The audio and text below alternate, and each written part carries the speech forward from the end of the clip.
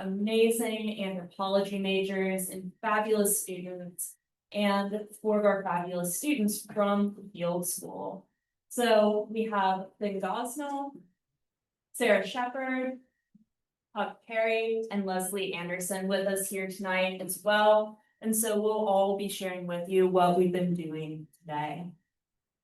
So during the summer of 2025, EKU Archeology Field School worked with the city of Richmond here in Madison County, Kentucky, to conduct archaeological investigations of property, as y'all, as I'm sure, are very aware of, being developed by Richmond into the regional sports complex. And this work has brought together community partners and colleagues within and outside of Kentucky to help inform Richmond and the wider community about its cultural resources and history. New information for the occupational history of this area has been generated, leading to a better understanding of Kentucky cultural history. So in this talk, we're going to be discussing this project, our ongoing work, and presenting some of our preliminary findings and interpretations. We've also brought to share with you all after the talk today, if you're interested in seeing some of the cultural materials that we're working on analyzing over here on the table as well. And I know our fabulous students will also be very excited to share this with you as well. So our outline for today's talk, we have it divided into 4 sections. I'm going to start by discussing some of the background, context, and purposes for our 2025 EKU Archeology Field School. Then, along with some of our amazing EKU Field School students, we're going to discuss the specific recent and ongoing research that we've been conducting. This will then be followed by a discussion of some of the results and overall interpretations of this work. And then we're going to finish this by taking a little time to discuss future research directions and plans associated with this work. So a little bit of background and context for you all on how all of this got started.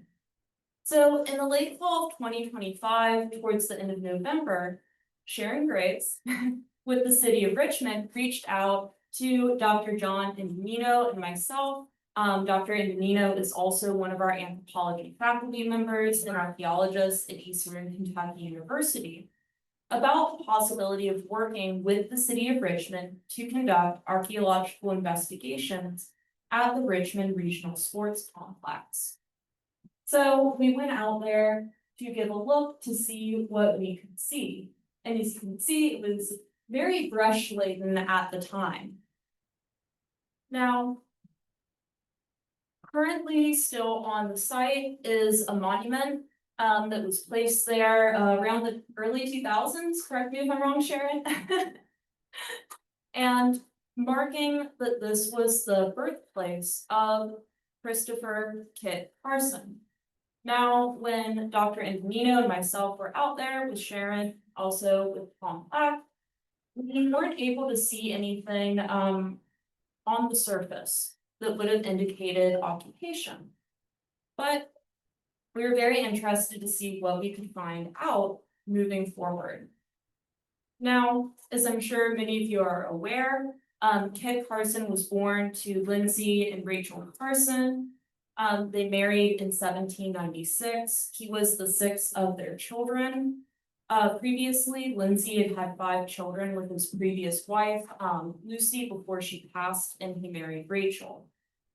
And this comes from the Richmond Registrar. They had purchased 115 acres of land on the waters of Tate's Creek from John Berry Jr. in 1801 and built a home on the hilltop above the present intersection of Tate's Creek and Goggins Lane, in the middle of where their area was.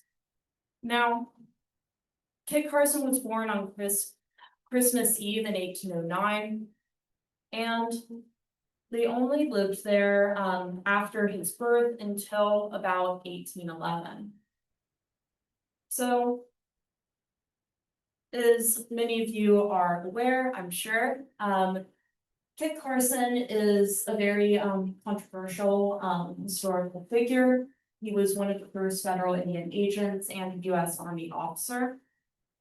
And he was born here in Richmond, Kentucky. Now, in 1811, approximately somewhere between 1811 and 12, is when the Carson family moved to Boonslick, Missouri, when Carson was around 2 years old. They moved to a tract of land that was owned by the sons of Daniel Boone. Now, the original Carson family cabin, this is actually a picture of Lincoln's birth cabin from Hardin, Kentucky. Lincoln was born on February 12th, 1809, same year as Kit Carson. And this is just give you an idea about kind of the structure and style of these buildings at this time. So the Carson family cabin was a 3-room cabin, which would have been quite large, but makes sense given the size of the family. So the Richmond Regional Sports Complex that's being developed, the city acquired land about 3 to 4 years ago now, is approximately 265 acres. Now, the Carson family cabin, and based on the records, would have been right around here, around this kind of 2-acre parcel of land here, kind of in the northwestern corner of the Richmond Regional Sports Complex. We zoomed in a little, where you see this tree here is where the monument was placed, as well as a marker of where Kit Carson was born. Now, this is a photo from the 1890s showing French Tipton, who was a newspaper editor, author, attorney, and judge here in Madison County, and was very well known for his historical work here in Madison County. So this is showing what the property looked like in the 1890s. And by this point in the 1890s, there is only kind of a rubble or small pile of structural material remaining from the Carson cabin. So we know by the 1890s that the original cabin was no longer there, which isn't surprising, as it's likely that those materials probably that would have moved or repurposed after the land had been purchased by another family after the Carsons moved. Now, this picture is from 1958. This is a monument that is currently no longer out at the area. This was a monument erected by Dr. James Carson, Kit Carson's grandson from Calhoun, Georgia, on July 4th, 1942, at the farm, which was owned at this point in time by the Hanger family. And we also know that this area has been used as cattle pasture as well. Now, this monument was about 5 foot high. This marker was damaged and has since been removed for preservation. So by the time this monument was placed, and it was noted from the Richmond Daily Registrar, quote, at the site of the marker, nothing remains of the house in which Carson was born. Only a few scattered bricks indicate where the old home stood, unquote. So prior to the Richmond Regional Sports Complex starting to be developed, the Cultural Resource Management Company, Cultural Resource Analysts, or CRA, which are located in Lexington, Kentucky, conducted a cultural historic survey of the area for the city of Richmond. And this was done towards the end of October in 2023. Now, the only recordings of previously known sites or historic structures in this 265-acre property was one barn, which is pictured here towards the southern extent of the property. And this barn was built between 1960 and 1965. So, even though there were records, documentation, there had never been any subsurface or below ground excavations or work done in this area. So we did not know what cultural history or occupations were present here in this area. Which brings us to our purposes for the work that we did with the EKU Field School. So we had 3 overall goals or purposes that we wanted to try to accomplish with this work and with the city. And so the first was to help to provide an archaeological field school for our EKU students, to provide a comprehensive introduction and training in archaeological field methods. This is really important. EKU is one of the few universities that offer archaeological field schools locally. Even University of Kentucky no longer has a field school currently.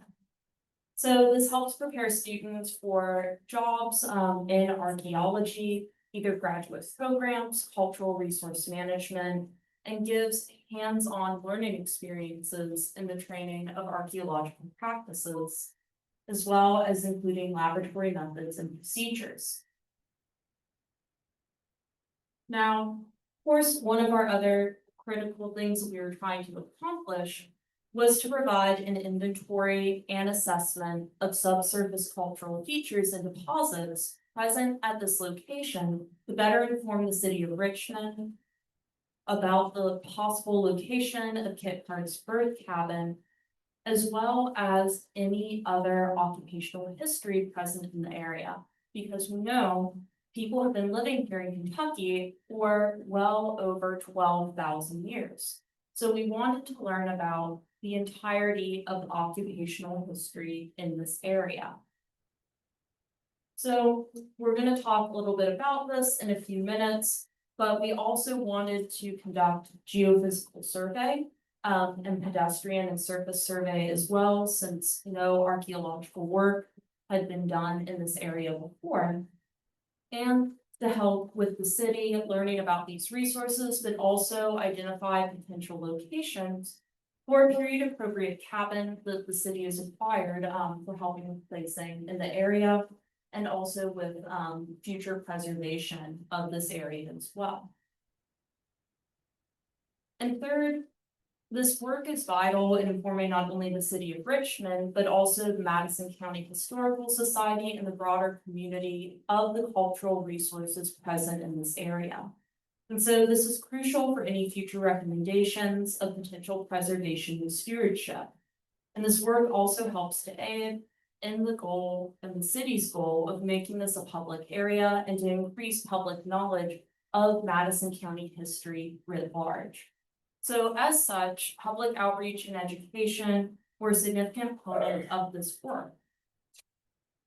And so we wanted to provide and make sure that we're learning about all of the history for this area. And ultimately, what we're working towards is producing a research document that the city, Madison County Historical Society, Office of State Archaeology, and the Kentucky Heritage Council can use to help to make well-informed management decisions related to kind of any ground disturbance or any future development there.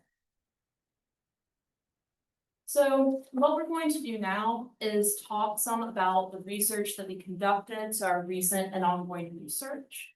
The 2025 EKU Archeology Field School took place over 6 weeks from May 19th through June 27th.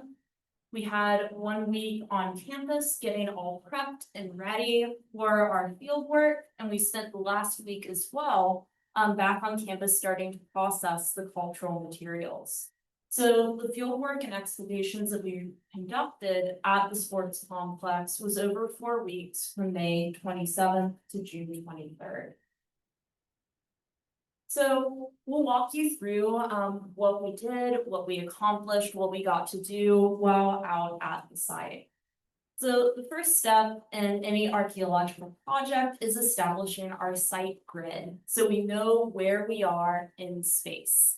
So that way we know exactly where we're looking at, where everything is coming from.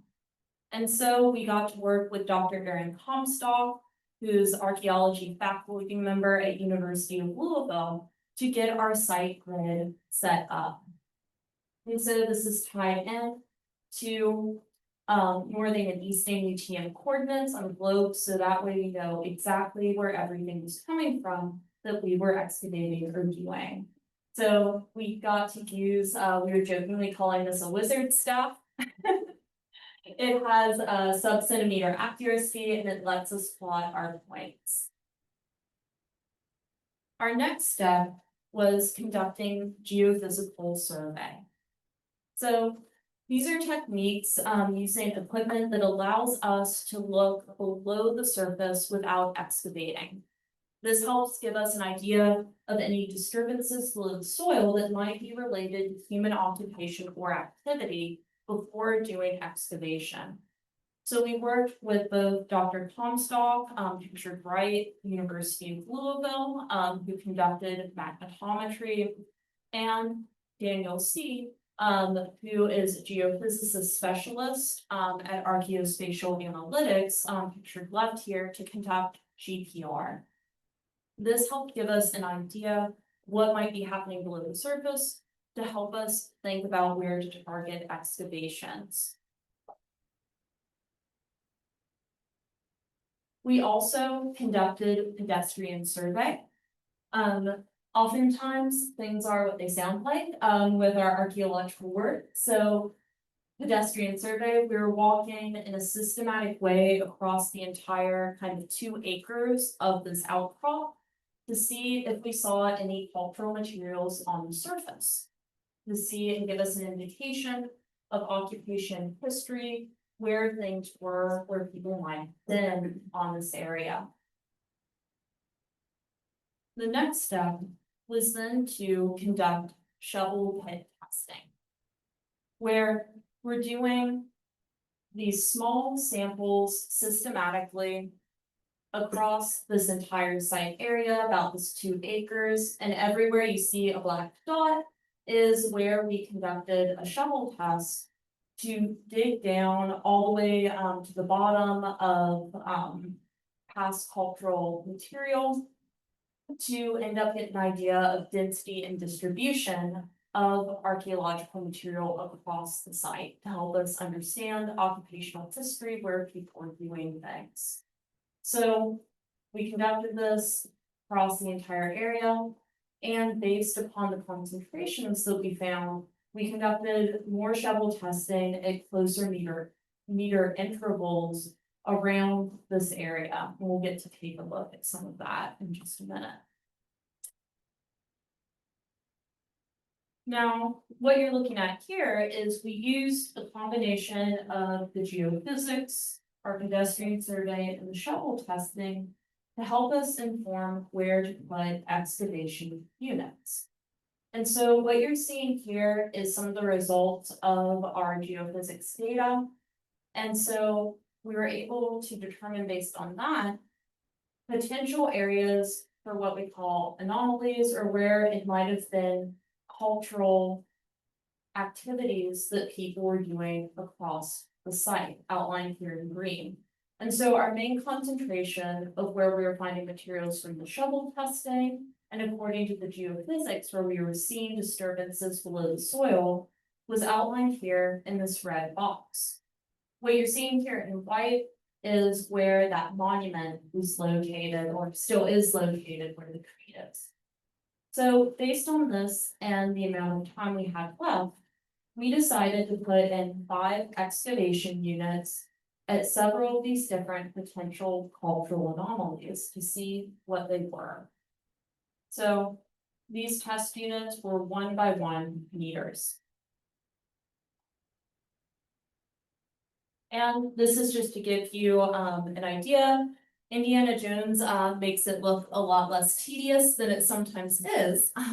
When we're excavating in 5 centimeter levels at a time as we're going down, in order to keep control over what we're finding, to be able to reconstruct everything that we found, where it came from, to get a better idea of the behaviors and practices of people that lived here. And everything was recorded on paperwork and photographed as well. And so what we're going to do now is I want to let our students talk for a little bit about their experiences and what they found in our excavation units. So we're going to talk not about all 5 of them this evening, but about 3 of our 5 units, in particular, test unit 1 and test unit 2 that we'll be talking about had some very interesting cultural features that you'll get to hear about. So Our first students that you'll be hearing from is Puck and Leslie, and they'll talk about some of their work and findings from our test unit one.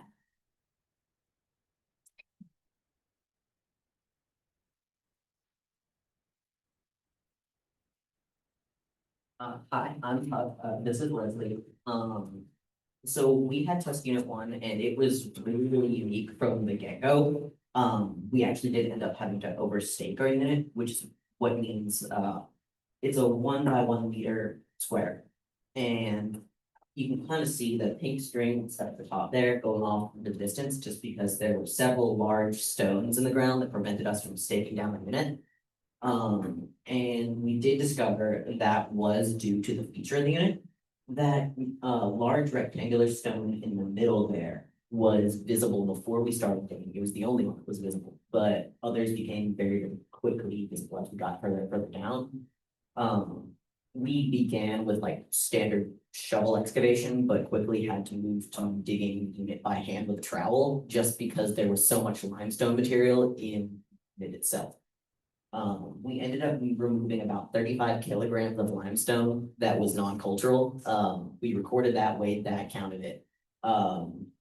And we retained anything that did have mortar attached to it, because a good chunk of what you see here, or really like right here, is mortar that was used to construct what we believe was a hearth.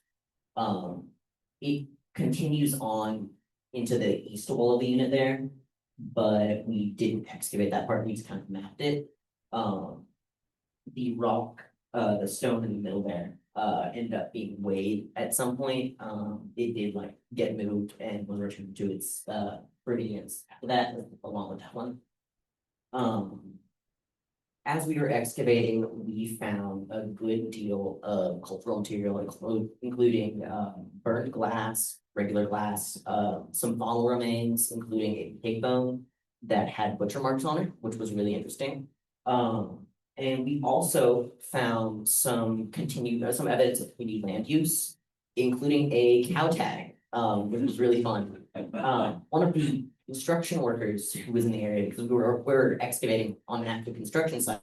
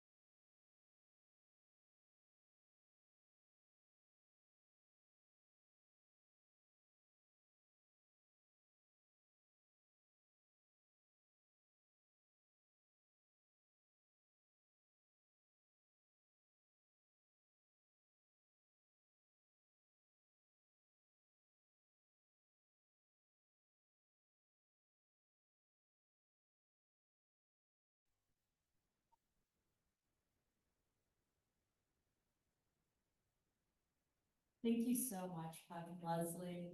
They did incredible work with their co-teammate Lars on this unit. This is incredibly detailed and difficult work to do when you encounter a feature like this. It's very complicated. And they did a phenomenal job of describing it, recording, painting it. And so we left everything in situ or in place so that we can potentially come back to this in the future.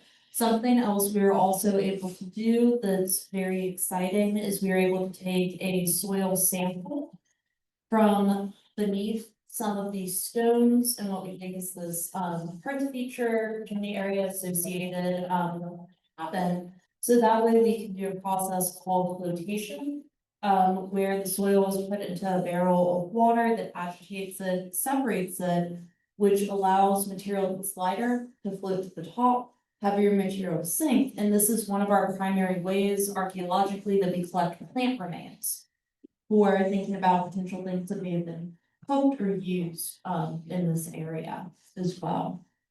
And I really appreciated that you brought up the point, Leslie. We have archaeological material, and some of which is here, going back to 8,000 years ago. So people have been occupying and living in this region, like Leslie said, for an incredibly long time. And so we're thinking about the collective history of this area. And one way we knew we were down past kind of cultural material where people would have been living or doing things. You can see in the photo here, it's kind of yellowish. Brown at the bottom, you can kind of see the transition in these pictures here, and that's what we call subsoil. All of us got intimately familiar with it. It almost sounds like a pepper grinder. And you start scraping it with your trowel or shovel. So Cameron and Maddox couldn't be here this evening, but I wanted to get to tell you all a little bit about their excavation unit as well. And they're both pictured here after they were done excavating it. They both fit in one by one. So what we have here, and this unit was a bit north of the one that you just saw with the hearth feature. What we ended up coming down on, which showed up in the geophysics data that we have done as well, was we came down on the edge of a mid deposit or a trash deposit. Now, we weren't able to clearly see this until we got down to the subsoil, where it's more yellowish here, and you can see it's still a darker brown here. And so what this represents is a historic trash deposit. Now, based on the materials coming out of this can be potentially associated with the late 1700s, early 1800s. Now, what we did is it was completely excavated out. And so this gives you an idea of what that trash deposit looked like. It was carved down into the subsoil. You can see some of the limestone here, and I think the students can address that sometimes it's very hard to leave things in the wall. But we have to when we are excavating, because we want to do things in a very controlled, systematic way to have everything recorded, know where everything's coming from. Now, out of this, we collected the soil as what we call a bulk sample. So all of this soil was bagged in order for us to conduct flotation with, to look at any potential botanics or plant remains that might be associated with this. And we have some of the materials here for you to see, but out of this came historic two-pronged fork. We have a military button that, based on the fastening, potentially is probably late 1700s. Lot of ceramics as well, and faunal remains as well, animal remains that had butchering marks. And when we were finishing excavating this unit, there was a a large piece of faunal material or animal bone that was mostly out of the wall that we were able to collect, and it had butchering marks associated with it. And so we have a short video for y'all to watch about when we took that out of the wall, and we have this piece of faunal material here for you all to see.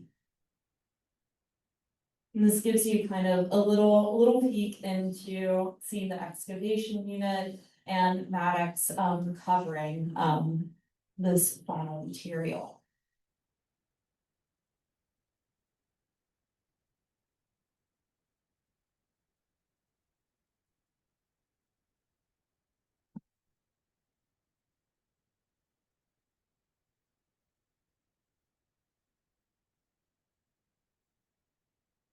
Now, it's interesting because you'll be able to see it over on the table here. The inside also looks scraped, which would make sense for marrow extraction as well.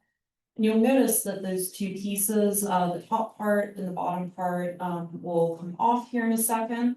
And that is because the epiphyses are infused, which helps give us information about kind of the age of the animal as well. And we'll be able to use comparative collections, materials, and guides, which help us speciate the kind of animal bones that people were using. Oh, did I accidentally? There we go. So our last test unit that we're going to tell you some about today is test unit 4, which is over to the west of the two that we've just talked about, and tell you all about their experiences. What they found for test unit 4 is Finn and Sarah.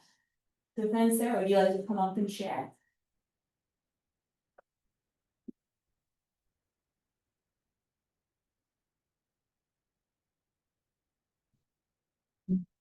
Hello, Sarah. This is test unit 4, and we found quite a few things, which was pretty cool. The lesser cool thing was where, but that's beside the point. We ended up finding several wrought iron nails that went to a structure, as well as a furniture tack, which was really super cool. We also found several lithic pieces. One of them in particular was an upper human, and which is basically like flaked off lithic materials from when tools were being made, which is super cool. For a large portion of our unit, we didn't hit as many rocks as the units around us. It was just soil and more soil and more soil. We didn't hit any of the limestone until we were about to finish. As you can see here, that's about when we started to find limestone, and then it was just limestone until we stopped digging.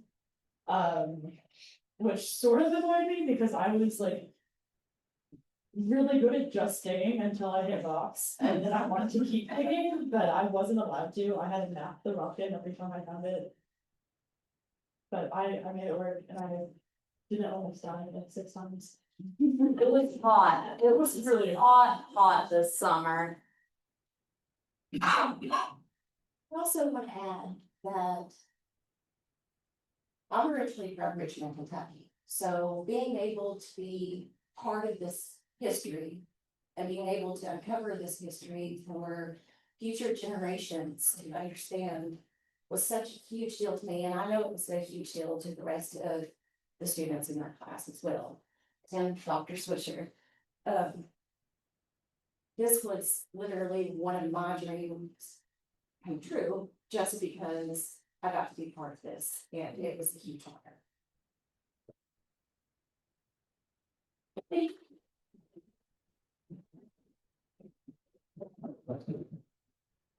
Thank you so much, Ben and Sarah. All of our students did such incredible work. We had 11 students working with us on this field project, and as you all know, it was hot, hot, hot this summer. They were out there 8 hours a day, Monday through Friday, in that sun, working. And they have done just such an incredible job. The joke amongst archaeologists is that you can always kind of tell, how good an archaeologist is by how straight their walls are, because you want to keep it nice and straight, keep everything controlled when you're excavating.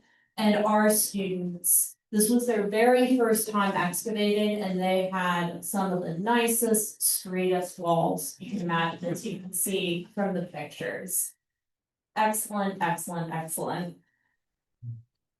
We also got to have a public archaeology day, which was really exciting. Again, community engagement, education is so important to all of us, and doing local work. And we were able to have, we had about 20 people in both the morning and afternoon session come out, and we got to share with the community while we were actively doing the work out there, what we were doing, what we were finding, which was very exciting. And I'm sure we can share those links. I know that I shared them with Sharon. We were very fortunate enough that WKYT and Spectrum came out, as well as Eastern Progress. And we'll share those links, but you'll get to hear some interviews from our fabulous students about the work they were doing. And some of the materials that we brought to share, if you're interested in taking a look after the talk, include this extended stem archaic coin here. It's the bottom half of biface. This is the late archaic one, which would have been approximately 5,000 to 3,000 years ago. So we know, and this gave us evidence. We also have a middle archaic point as well, part of it there as well on the table, that dates back to about between 8,000 and 5,000 years ago. So we know people were out in this area at least about 8,000 years ago. Now, we also found things like this bone knife handle, still the metal fixing pin there, the blade would sat in between, historic buckle, lots of mortar, which everyone, I think, was sick of the mortar putting into the field school, but it was exciting because that gave us or showed evidence of construction material, architectural material that was being purposely used. And so, to kind of wrap up from our field work, we were able to confirm the presence of the cabin and find the area of its concentration. It was around that monument area that I showed at the beginning, where we were finding this densest material where we had our excavation units. This included that possible hard chimney area that we showed you from test unit 1, and that historic mid deposit from test unit 2. And as we were all discussing, we found evidence of what we call multi-component occupation. People who've been living here for a long time, from the Middle Archaic, around 8,000 to 5,000 years ago, to the Late Archaic, around 5,000 to 3,000 years ago, and evidence of historic occupation from the late 1700s, all the way up to the 1960s, when this area was still being used as cattle pasture. I also found a 1962 penny in your all's unit and test unit 1. And so we were able then, and we're still working with this material, but we're able to help assess areas to avoid for future planning by the city. And we're also going to be applying with the Office of State Archaeology for this to be a designated site, which will protect it as well. And so our future research work and directions, we are continuing, and we are in the process of analyzing these cultural materials that we found during our field school. So as discussing, we're planning for doing flotation at the University of Kentucky on our soil samples from the historic Minden deposit, as well as that sample from the Hearth area, to help us do potential paleomechanical analyses or see what other kinds of plants people would have been using. We've been working on doing detailed analyses of the nails, ceramics, lithics, and faunal material that we found. Several of the students that you got to hear from, Sarah and Leslie, are currently in my archaeological materials analysis class, where we're working to continue on identifying and learning about materials that we found. And we're also, of course, presenting and sharing the results. We're gearing up for presenting at a professional archaeological conference in November, where we're going to get to share about the work we did at the field school at the Southeastern Archaeological Conference in Baton Rouge. As I was saying, we're going to be applying for the site to become a registered archaeological site in the state of Kentucky. And we'll be working on, of course, writing and reporting our results as we continue to work with the material. And there is a lot still to learn about this area. Definitely there can be continued excavation and expansion to try to potentially further delineate, possibly the outline of the cabin or structure. We ran out of time to expand our units, but other possible structures that would be there, as well as other occupational features, including potentially archaic features as well, based upon our geophysics work. And so this is our fabulous field school crew. We have Cameron, Leslie that you got to meet tonight, Flores, Danielle, Ben that you got to meet tonight, Sarah, you got to meet tonight, Maddox, Daisy, Kelly, Pup that you got to meet, and Corinne. And so we would just like to say thank you for being here tonight. This work and research has been supported by many people and many groups, including EKU's College of Letter Arts and Social Sciences, our Department of Language, Cultural Studies, Anthropology and Sociology, our anthropology program, the City of Richmond, the Kentucky Office of State Archaeology, Dr. Comstock from the University of Louisville, and Daniel C. of Archaeospatial Analytics. And we did conduct all of this work under our Kentucky Office of State Archaeology and Kentucky's Act permit. We'd like to give a special extra thank you to the City of Richmond, Madison County Historical Society, Sharon, Tom, Dr. Comstock, Daniel, Megan Christian, who volunteered, Dr. Bill May, Dr. Angelino, Dr. Green, Dr. Kaufenberger, Dean Cannon, Provost Ziegler. My parents came out and got us lunch one day, which was really nice. And of course, the Richmond Regional Sports Complex construction crews who worked with us as well. So thank you all so much, and we'll also be here to answer questions as well. So thank you.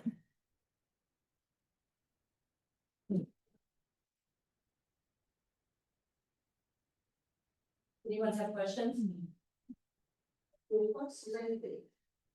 Yes, so what is lithic? That is a great question, thank you. So anything lithic refers to stone material.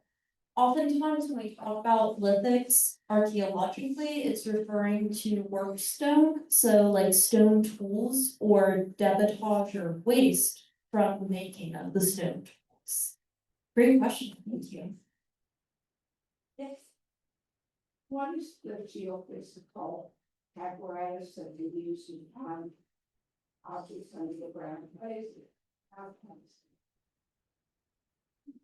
We have the batteries. Think the battery died. So what is the geophysical equipment? How did it work? So there's several different machines that we can use, and they work in different ways, but the GPR stands for ground penetrating radar. It basically sends a radar down beneath the surface and okay, thank you. And how long it takes for it to go through the ground and then bounce back up to the receiver can give us an idea or image of what's beneath it. So say, for example, there's a building beneath the ground, or maybe a fire pit or a ditch that's been infilled. It will reflect off of those materials differently. And then that helps us chart, it gives us almost like a vertical slice, if you cut a slice out of a cake and you're looking at it to the side. It gives you an image like that, that then we can see if there's any disturbances or changes going on from the surrounding soil. Which helps give us an idea then, well, hey, maybe people are doing something here. Some of the other equipment that we use is like electrical resistivity that sends out an electric current. And then how easy or difficult it is for it to complete that current, depending on the material it goes through. Again, helps us give an idea of changes from the surrounding soil. And so the magnetometry is looking at particularly that picking up changes if something's been heat treated, like if there was a fire there or a fire pit, or like with the chimney structure, things like that that have been thermally altered. Great question. It's really fun. I think everyone had a great time working with the geophysics, and geophysics is something that we're starting to use a lot more archaeologically because it's what we call a non-invasive. You aren't disturbing the ground because archaeology is inherently destructive. As we're excavating, we can't put it back the exact way it was before. And so geophysics is a great way to give you an idea of what's going on and guide your research. Thank you. Mr. could you give them an idea how much this costs? Yeah. Archaeological work is expensive. So just the geophysics, which my colleagues were very kind and wanted to work with us and help with this project, would have been over $10,000 for the work that we did. Generally speaking, projects like this, the scale and scope of what we did are like several tens of thousands of dollars, given the expertise, time and work that we do. Being able to have the knowledge and experience to process the geophysics data is something that's extremely specialized. You saw from the maps, you have to know how to read them and how to interpret them, as well as the time with the excavation and expertise. So it was really exciting to work with the city to be able to do so much work together. Yes, please. Can you own any of that equipment, or was the equipment brought in something the analytics company? Great question. So does EKU own any of the equipment, or was it brought in from the analytic companies? The GPS system that we used for setting up our grid, the magnetometry and GPR, the geophysics equipment, was brought in. They're owned the magnetometry and GPS equipment by the University of Louisville. So Dr. Comstock came from Louisville and helped us with that. And then our colleague Daniel, with his geophysics company, brought up his GPR machine and did the work with us to do that. Now we owned our excavation equipment, EKU does, so the screens that you saw, our shovels, all of that was ours. And I forgot to mention when I was talking, but everything was 100% screened. So any soil that was removed from the ground got put through 1/4-inch mesh screen, so that way we could make sure we were collecting all of the cultural material or things people had made and used. Great question, thank you. Yes, please. Madison County has a lot of Native American mounds. Mhm. I think they're from the Medina period. Does anything you found relate to that period? Yes, so great question. Did anything that we found relate to kind of the Athena period? We did not find anything dating to that period. The archaic period was the oldest that we found cultural material from the middle archaic, 8,000 to 5,000 years ago, and then the late archaic, which was 3,000, or excuse me, 5,000 to 3,000 years ago. But you're absolutely right. People have been living here for a very long time, and this area of Kentucky in particular, in the bluegrass region, is very well known for the Ford ancient communities as well, that live here. And with their, mound centers as well and other sites as well, but as of yet, you know, our oldest, component that we have is the art. Great question, thank you. Yes, please. What does the site look like now? So the construction has advanced a lot, but very excitingly, that entire area where we were showing you where we did our work for the field school, the city is preserving it.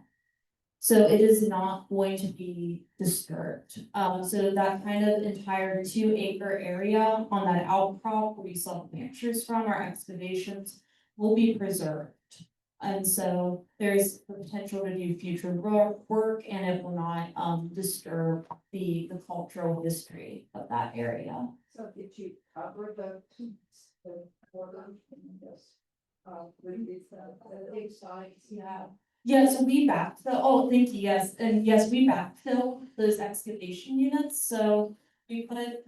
And that's kind of another thing with archaeologists, we always backfill all the units, so that way they're not left open, but what we did do is we got landscaping material that's permeable, that'll let the water drain through and lined our units before we backfilled them. So that way we can always come back to them, we can remove that soil and we'll still know where everything was located. So everything's been filled, so it's all flat now, but there's always the potential to come back. Thank you.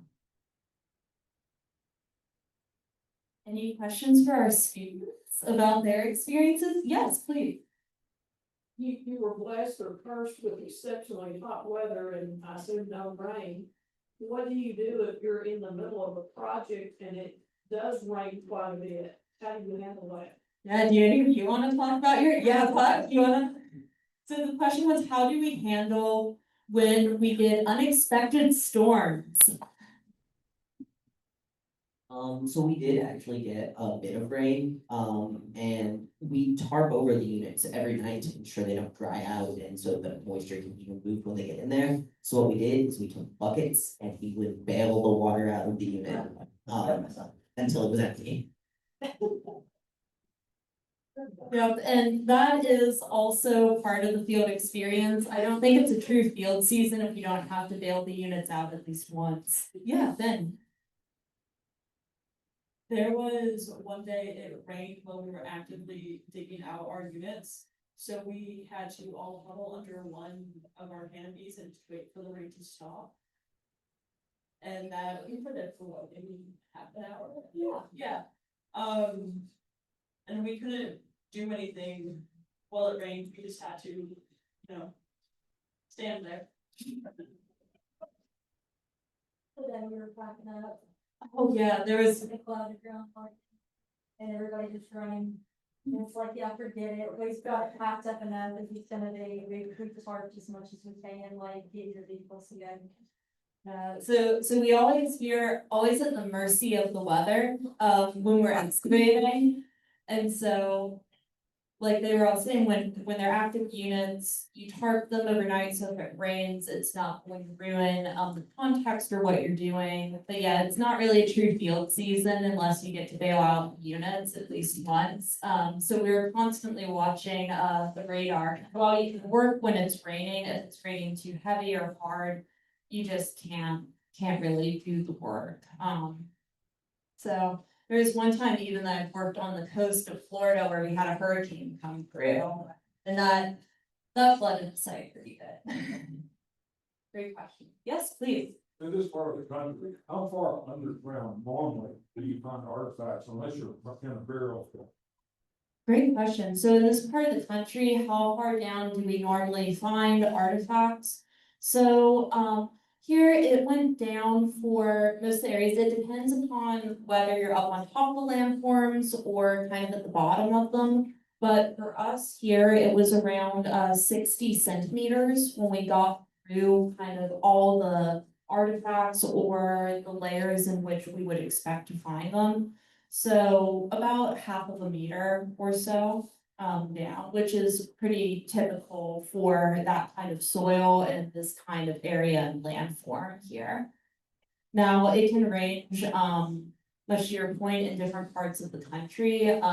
I've worked on sites like down in Georgia where you go like 80, 90 meter down and you're still finding cultural material.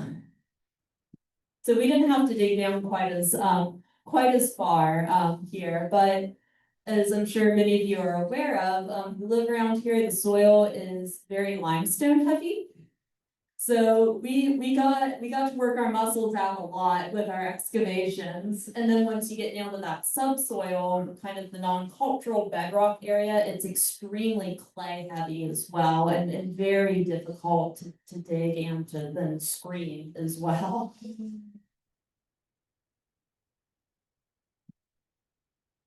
Yeah. That's a good question. What do we dig with? Yeah, that's a great question. It depends on what we find. We normally start out with shovels to help us kind of move the soil more quickly. And then if we find things that we need to kind of slow down with, that we're finding artifacts, we'll use trowels, kind of like little gardening trowels or spade trowels to help us. Yeah, Sarah has her shirt. Sarah has her field school shirt on. I didn't think to bring any more trowels with us. I should have. And then if it's even more detailed work, like what Leslie was doing, cleaning that hearth feature, she was using very detailed wooden tools or even chopsticks to be careful not to hurt the material and to very carefully remove it. So we use all variety. I even have friends and colleagues who work in Rome that use pickaxes sometimes to get through really hard ground. We did not use pickaxes though. Archaeologist Megan Krish was a lifesaver. She saw what I was doing. It's archaeologist Megan Krish from the National Park Service. She saw what I was doing. She was an absolute lifesaver because she ended up bringing her tool bag out to me, and she was like, "Here." She was like, "You are so detail oriented and so meticulous." She was like, just take my bag because it has all kinds of tools in it and you're in every little nook and cranny." She was like, "This will help you because the chopstick thing is just," she was watching me just break like chopstick after chopstick after chopstick on mortar and mortar, but I was trying to be so gentle around the mortar because I wanted to keep it intact, but get as much of the dirt away from it so you could get a clear definition and get the shadowing of how deep and the contours of these rocks so that you could see where the chisel marks in the rocks were and how the rock formations had been made. She was amazing to lend me her personal toolkit as a student to get that accomplished and offer me some really great advice on and she was amazing. So that was great. So yeah, there's a lot of really crazy tools that you will end up using when you work on these teeny tiny features that you never think that you would use in an archaeology field school context or just an archaeology site context. And they are really great things. They come in handy. Things that you would never dream of that are just everyday use things that you won't get using. Tablespoons. Tablespoons come in handy. They all of a sudden turn into little scoopers. That were great. So yeah, it's crazy. Thank you, Leslie. Human remains, death of stuff when you call the state or. Yes, and I know that you have a question as well, and yes, so absolutely, it can vary by state to state, and it depends upon who owns the property. But particularly on state and federally owned property, excavation immediately stops. Generally, the county coroner is called to assess, whether the person is recent or not. And then, if the person is an ancestor, the descendant communities are contacted right away to see whether, if possible, how the native communities would like the ancestor to be treated. Is it possible to leave the ancestor there? Do they want the ancestor repatriated? If it is a recent person, that launches a whole different investigation. But yes, especially in North America, and given our history, yes, all work immediately stops and you shut down all excavation in that area. Now, sometimes depending upon site or area, excavation is purposely done if there's erosion or if ancestors are found that need to be removed. But generally speaking, yes, if you are not planning on finding someone, then yes, we stop. Good question. Thank you. Yes, please. I was just wondering, you all have future sites here in Madison County or the surrounding area that you're interested in? That you probably know you do energy exam? Yes, so the question was, do we have any? So all of the Buckies. Yeah. Excavations at all of the Bucky sites. Yeah, so the question was, are there any sites that we would like to do future work in the region? And yes, we're hoping to do, there are a lot of ancient sites in the area. Kentucky Archaeological Survey has been doing some work down near the Buckies as well, at the Duncannon site. But I know myself and some of my colleagues are hoping to get to do some future work around some of the Fort Ancient communities as well. And so Kentucky is so special. It has such a rich history of people living here for thousands upon thousands of years. And so it has always surprised me that there aren't more archaeologists doing more work than there are here, because it's really incredible history. So short answer is yes, very much. And there's also a lot more potential work that can be done out here as well, the sports complex too. Thank you.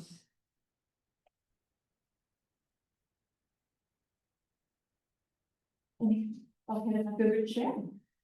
We do a follow-up as far as the city is concerned. That end of the park, as you're going down Tate's Creek and then Goggins on the corner, you'll look back up on the hill and you see that straight tree by itself. That's where that little bronze monument is located, so that's where they are digging. And the city is allowing Tom and myself and the Historical Society to do a lot of we're doing, Tom, we're designing that end of the park, and to that end, we have located a cabin down toward Milford that was from the late 1700s, we think, that has been taken down, and it is stored in that barn that you saw in the picture. It'll be put up there eventually. Tom and I and Dr. Swisher went out and we put in stakes for the area that will not be developed, that she's going to come back to in the next field school, not this next summer, but the summer after. To answer your question as well. So that end of the park is being developed probably last. Anything else? Thank you so much for coming tonight.